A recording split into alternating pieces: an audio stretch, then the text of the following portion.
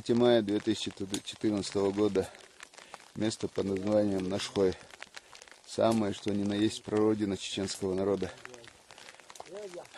За эти несколько дней, которые мы здесь провели, мы видели разные погодные условия. Сейчас очередной идет дождь с мокрым снегом.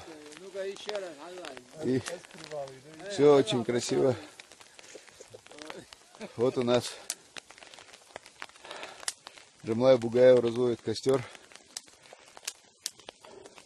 Хамзат Умхаев колет дрова. И у нас самое главное в Чеченской Республике по альпинизму и горному туризму. А вот там... Все остальные бездельники. Да, остальные все бездельники. Остальные массовые. Остальные 16 бездельников ходят там высоко по горам и исследуют пещеры. Исследуют пещеры и башни.